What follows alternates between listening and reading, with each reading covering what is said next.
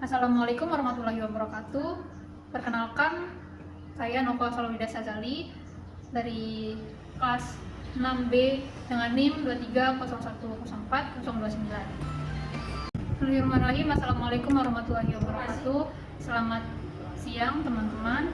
Pada kesempatan kali ini saya akan memaparkan materi tentang pengantar evaluasi pembelajaran, khususnya mengenai hakikat, fungsi, tujuan, ruang lingkup, prinsip, hingga jenis-jenis evaluasi dalam pembelajaran. Yang pertama, ada hakikat evaluasi pembelajaran. Pertama, kita masuk ke pengertian atau hakikat evaluasi pembelajaran. Evaluasi pembelajaran merupakan suatu proses yang sistematis, artinya dilakukan secara terencana dan terstruktur, yang meliputi kegiatan pengumpulan, analisis, dan interpretasi data. Tujuannya adalah untuk mengetahui sejauh mana siswa telah mencapai tujuan pembelajaran. Dalam evaluasi terdapat 3 istilah yang sering dianggap sama, padahal berbeda, yaitu pengukuran, yaitu proses memperoleh data dalam bentuk angka.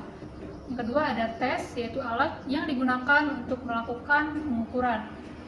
Sedangkan evaluasi yaitu proses yang lebih luas karena tidak hanya melihat angka, tetapi juga melihat secara kualitatif. Contohnya, ketika guru memberikan soal, mengoreksi jawaban, lalu memberi nilai, itu adalah proses pengukuran.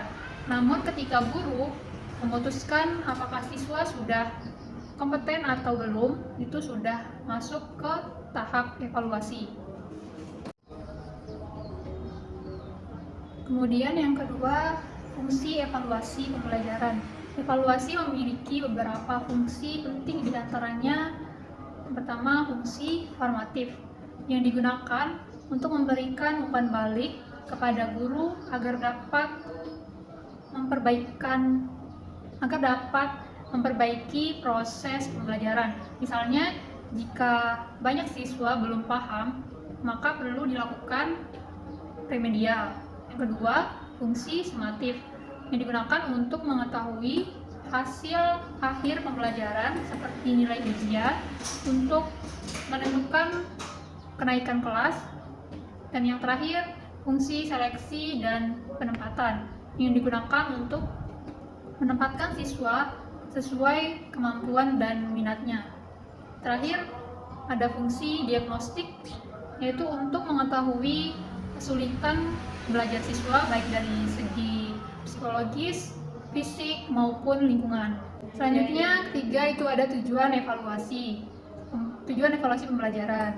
Nah, tujuan evaluasi tidak hanya sekedar memberi nilai, tetapi juga mengetahui efektivitas proses pembelajaran, memperbaiki metode yang digunakan guru, mengembangkan program pembelajaran, mengidentifikasi kesulitan siswa, menempatkan siswa sesuai kemampuan mereka. Jadi evaluasi itu sangat penting sebagai dasar pengembangan keputusan dalam pendidikan.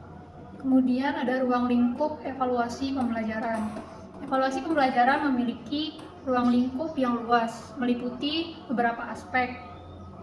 Yang pertama, berdasarkan domain hasil belajar atau BLOM. Misalkan kognitif, itu berkaitan dengan pengetahuan, yaitu mengingat, memahami, menganalisis, dan lain sebagainya. Sedangkan afektif berkaitan dengan sikap dan nilai. Dan untuk psikomotor itu berkaitan dengan keterampilan atau tindakan. Selanjutnya, berdasarkan sistem pembelajaran, program pembelajaran itu termasuk tujuan, materi, metode, media. Kemudian untuk proses pembelajaran itu aktivitas guru dan siswa, dan hasil pembelajaran itu pengetahuan, sikap, keterampilan. Selanjutnya, penilaian berbasis kelas meliputi kompetensi dasar, kompetensi lintas kurikulum, hingga keterampilan hidup. Dan yang kelima, ada prinsip evaluasi pembelajaran. Agar evaluasi berjalan dengan baik, ada beberapa prinsip yang harus diperhatikan. Harus sesuai dengan tujuan pembelajaran, mengukur aspek yang representatif, menggunakan bentuk soal yang tepat yang dirancang dengan baik dan sistematis. Lalu memiliki reliabilitas tinggi atau dapat dipercaya, digunakan untuk memperbaiki pembelajaran. Jadi evaluasi tidak boleh asal dibuat, tetapi harus dirancang secara matang. Kemudian prosedur pengembangan evaluasi. Dalam membuat alat evaluasi ada beberapa langkah yang perlu dilakukan. Pertama, menentukan tujuan evaluasi, mengidentifikasi kompetensi, menyusun kisi-kisi atau tabel spesifikasi, lalu menulis butir soal, melaksanakan evaluasi, menentukan hasil, mengolah dan menafsirkan data, dan menggunakan hasil evaluasi. Selain itu, perlu juga mempertimbangkan jumlah soal, tingkat kesukaan, dan karakteristik siswa serta jenis alat evaluasi. Kemudian ada jenis-jenis evaluasi pembelajaran. Evaluasi dapat dibedakan menjadi beberapa jenis berdasarkan fungsinya, yaitu formatif, sumatif, diagnostik, dan penempatan. Kemudian berdasarkan cara, yaitu kuantitatif yaitu berupa angka, sedangkan kualitatif yaitu berupa deskripsi seperti baik, cukup, dan lain-lain. Kemudian berdasarkan teknik. Nah, teknik itu ada tes, pilihan angka, esai, dan lain-lain. Sedangkan yang tes itu observasi, wawancara, angket, dan portofolio. Selanjutnya ada bentuk evaluasi. Nah, beberapa bentuk evaluasi yang sering digunakan yaitu yang pertama ada tes tulis, kemudian ada penilaian kerja atau performa, selanjutnya ada proyek, portofolio, dan penilaian produk. Sebagai penutup, dapat disimpulkan bahwa evaluasi pembelajaran merupakan bagian penting dalam proses pendidikan.